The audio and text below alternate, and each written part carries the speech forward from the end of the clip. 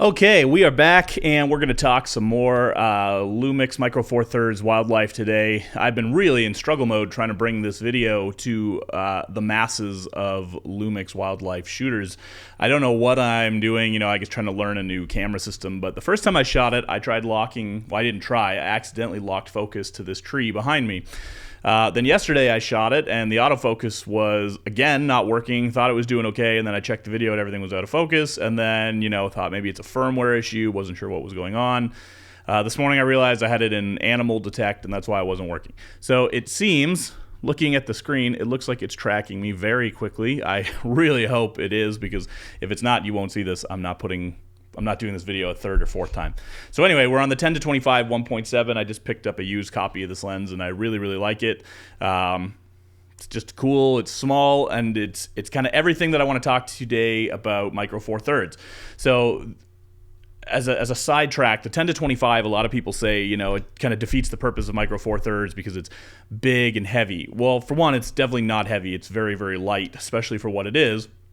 It's kind of big, but it's unique in the sense that that's not what you normally get out of like full frame options or APS-C options. Nobody out there has a 20 to 50 zoom equivalent with an aperture that's this fast, especially getting down to 20 on the wide angle. And I used to shoot a lot of 24 wides, and I like 24 millimeter wide angle for sure, but 20 I think is just a little bit more. It gives you a little bit more oomph to the shot. So I'm a big fan of this lens. I think it's really cool, and that's what I want to talk to today about this 1 to 400 Mark II versus the 200 to 800 from Canon.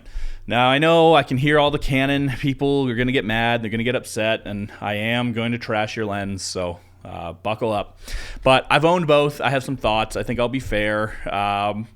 And, I want to present kind of an alternate idea of what you can expect with some of these different systems out there. And especially if you're shooting Micro Four Thirds and you're wondering how to get results, or if you're new to the system, or if you're thinking about coming to Micro Four Thirds and you're afraid of the smaller sensor size, this video is for you.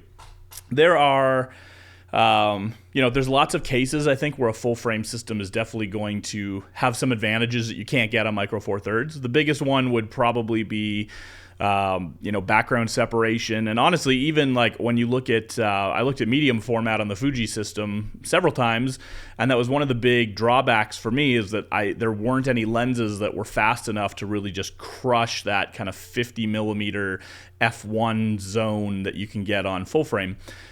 So Micro Four Thirds is the same thing. You're going to have fast lenses that can let in lots of light, but if you're looking for that real, crazy shallow depth of field portrait effect, you can get some things that come close, but full frame will have a bit of an edge in those cases.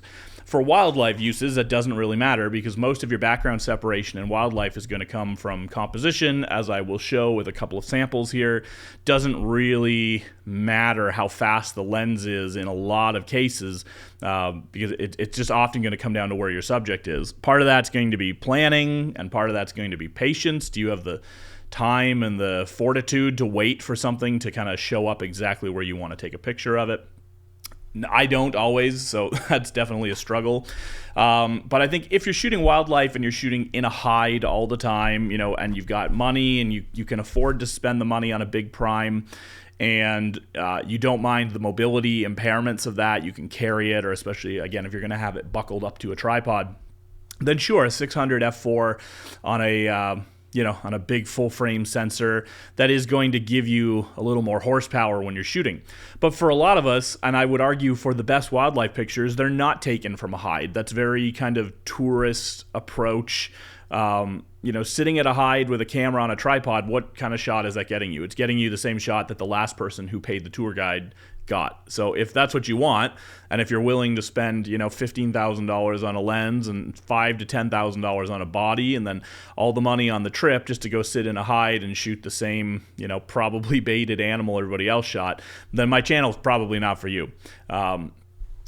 All of my friends who get the best photos that I am envious of are people who are out in the field, putting in time, getting creative, and really, you know, pushing their limits to try to get a photo like that. I think where I have went wrong in my personal gear journey is I have kind of overlooked the fact that I have a disability. And actually, on the first attempt to make this video, I sprained my knee right as I was walking out to my studio. I just stepped the wrong way, my knee went. And if you follow my channel, that's exactly what happened about a year ago when I threw my Z9 and my 500 f4 in the lake.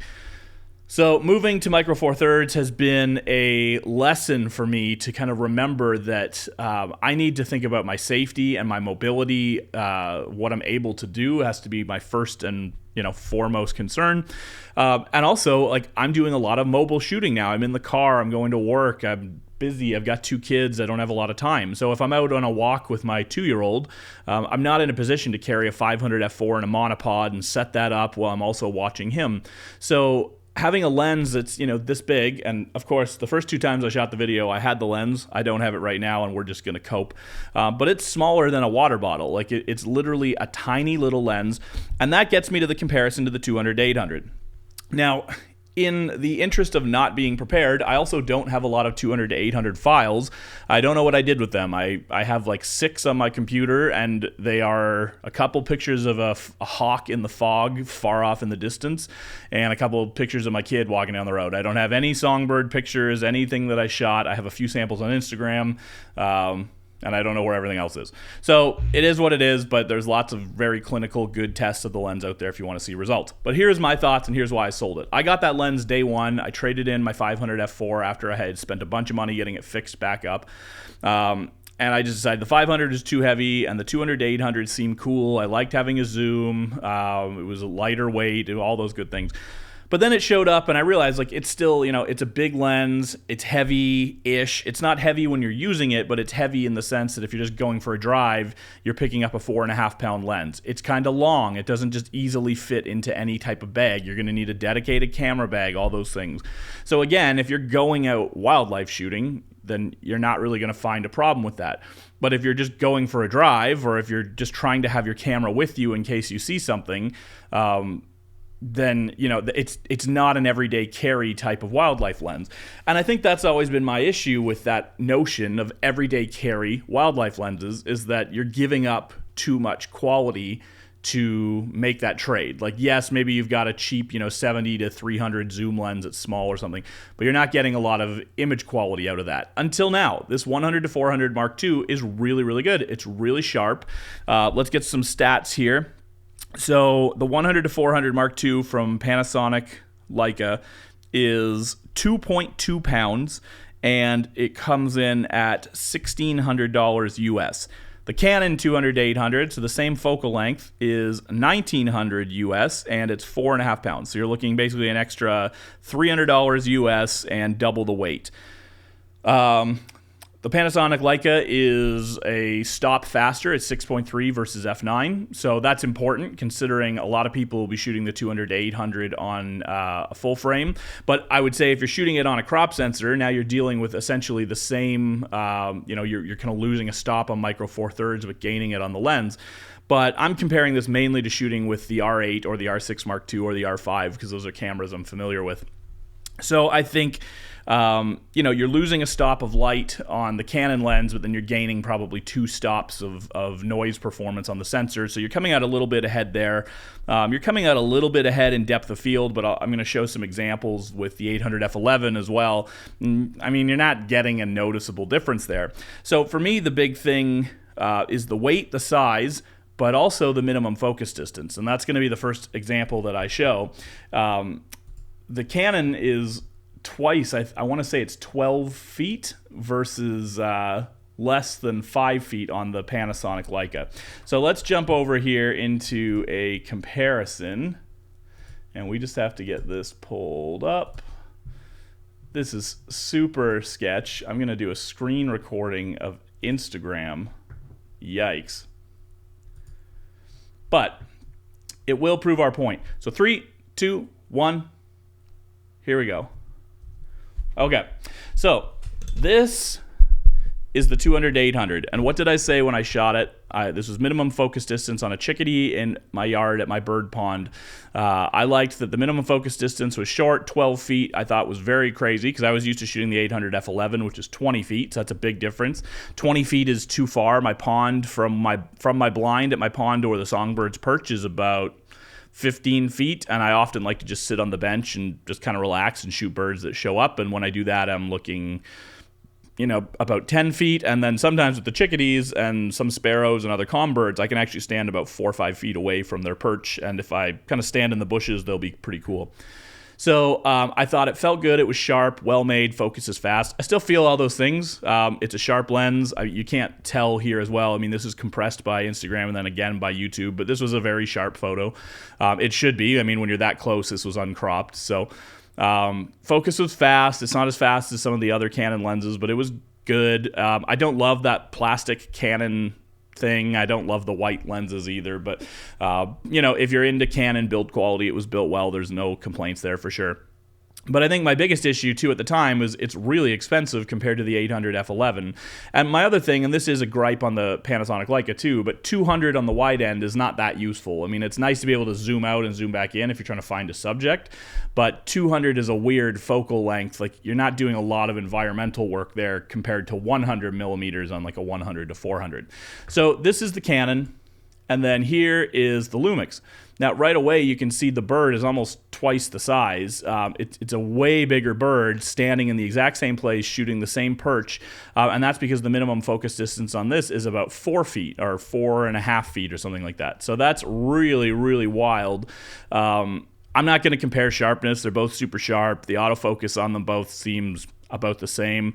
I think this is a good comparison of this 1:400 on the G9II versus the 200-800 on the R8 because they're about the same price. The Lumix camera is a little bit more expensive, but the Lumix lens is cheaper. So if you add them together, they're very comparable. The R8, you're getting nice full-frame sensor. You're getting really fast autofocus. Probably higher frames per second, like without getting into some of the other weird modes, just in normal high-speed burst. But downsides on the R8, it's really small. I didn't like the ergonomics of the body. One card slot, smaller batteries. So I think the Lumix has a lot more going for it in terms of like a professional feeling body. And if you come down to video, it's not even close. The Lumix video features are insane. Not to throw shade on the R8 either. The R8 is a really cool little video camera that has a lot going for it. But the Lumix really takes it to a next level in terms of like you can shoot off solid state hard drives if you're doing a lot of video. That's insane. The double card slots is a big deal if you're shooting a lot of video and stills because you're going to need space as you're filling things up. So there's a lot of stuff like that I think that kind of comes into it, not to mention like 4K 120. This can shoot open gate 60 frames per second in 5.7K, which means you can crop to a slow motion 60 FPS real vertical and still getting 4K. That's really, really awesome.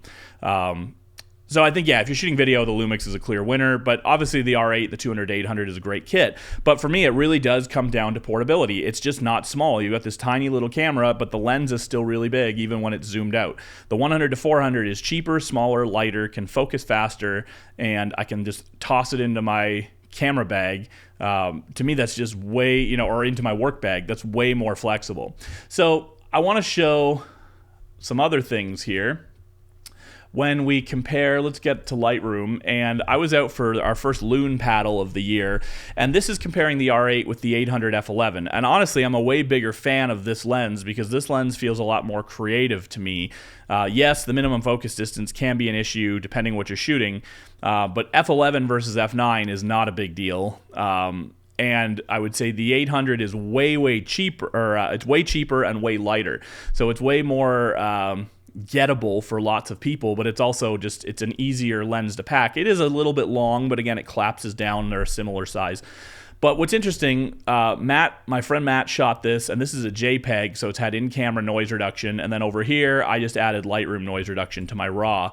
And when you compare them, like, the noise is basically the same. Actually, Matt has inspired me to start shooting JPEG because I'm really I'm not doing a ton of editing, and I'm definitely not pulling shadows. I've I've kind of learned, like, if you're shooting in low light on a dark bird like this where you have to crop to see details, you're not getting good image quality anyway. I think, like, both of these are examples that if something cool was happening, if there was a nice glow or fog, you could both get usable images out of both of these shots. But if you're shooting trying to get detail, like, there's no detail. Whether or not you think the R8 has, slightly better noise performance, I mean, maybe it does. It's really hard to say. There's a little bit more feather detail here, but you're getting more light, whereas here it's more reflected. So you can't really compare them because they're not the same thing. But both of them don't have great image quality in this type of light. Both of us got sharp, detailed photos an hour later as the sun came up a little bit more and you were getting more contrast on the birds. But it's interesting, again, like if you're looking at the background, you're seeing similar depth of field. Slightly more blur here, but also this is a lower angle on the bird, which is going to help a little bit. If you wanted to blur this out, the lens blur tool, like just a very subtle application, would easily blur that out a little bit more. But I think like both of these are giving the same feel, even if even if mathematically this, I guess, is probably about f13 and this is f11, so what, you're losing 2/3 of a stop in background blur. It all comes down to composition. If you shoot this and the bird is right on top of something behind it, both of them are not going to be able to separate the background. And as we saw with the chickadee test over here, if you shoot with a clean background, even an f13 equivalent on Micro Four Thirds can easily blow out a background, same as the f9 here can do. And just for argument's sake, this is 2.8 on this is the Sigma 120 to 300 2.8 when I had it, and it's the same background here. Actually, in a lot of the tests I did, this was the worst at background because you just didn't have the reach. So comparing 300 millimeters standing, whatever minimum focus distance was on this, I think it was 6 feet or something, maybe 9 feet. The bird's just way smaller, and now you're cropping in. So actually both of the other lenses did a better job smoothing it out. Aperture is not the whole story. Like focal length and distance to subject matters. So in summary, I mean, it's obviously not to say that the Canon system's bad. It's very good. But I think it's really interesting to see if you want an 800 millimeter zoom that's really sharp in a professional kit.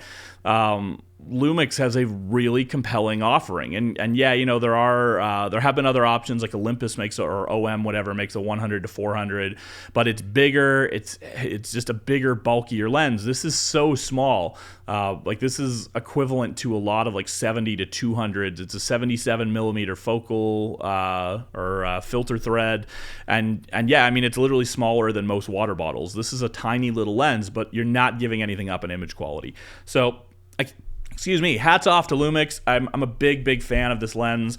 I did buy the 200 2.8, and yes, it's definitely sharper, and those extra stops do help with some backgrounds, and they do help with low light. But again, now you're shooting 400 millimeter equivalent, or if you throw on the teleconverter, you're at 560 equivalent at f4. I really like that lens. I definitely, if I know what I'm going to be shooting and I know how I'm going to approach it, I'm going to pick the prime because it is a better lens than the zoom. But as a daily driver, if I don't know what I'm going to see, I don't know what's going to happen, then I always take the zoom because I've got more reach, I can do a lot with the lens, and it's just a lot more flexible. I'd rather have the flexibility unless I know what I'm going to be shooting. But in reality, if I'm going out and I think I'm going to be shooting, I usually just bring both because both lenses together weigh less than the 200 800 on the Canon side. And again, that's also very interesting about the Micro Four Thirds system. The fact that Olympus makes the 300 millimeter f4, and then you can get the 200 2.8 that comes with the teleconverter for the Lumix system. Those are crazy lenses, and they're both really affordable. Like they're both, comparable to the price of the 200 800, a little bit more, but not that much more. And honestly, I got the 200 2.8 on sale for a few $100s more than the 200 800. And they're way better lenses. They're sharper, faster, lighter, smaller, more creative.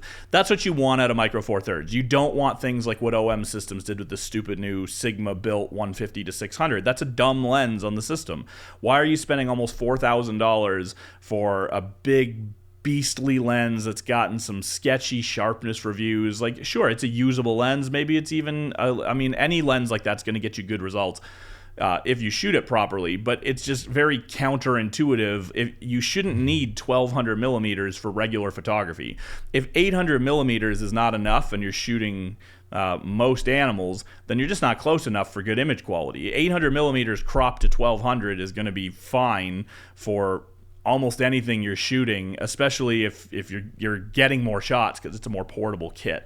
So I'm really not sold on a 1200 millimeter equivalent when you're putting it on a micro four thirds sensor that needs more finesse in some cases to get those results. It's very cool that you can get 800 millimeters on full frame. So hats off to Canon for putting out those options. I think I think they're much more compelling than what everybody else is doing. But I would still say, having owned all of these lenses, the 800 f11 is definitely the way to go on Canon. And if you're looking for a zoom to get out to that 800 millimeters, I would seriously consider Lumix, because the G9II is such a crazy camera at such a crazy price. And when you pair it with that lens, it's not a cheap combo, but it's certainly a lot cheaper than a lot of full frame options. And the camera has a lot of the specs that a lot of really big flagships have, but at the price of a more entry-level nice kit. So that's it. We're going to try to do more of these. I think hopefully I figured out the autofocus, and yeah, we'll take it from there. Thanks for watching, and sure, like and subscribe if you're into this. It's going to be a lot of Micro Four Thirds content for the foreseeable future. Thanks, guys.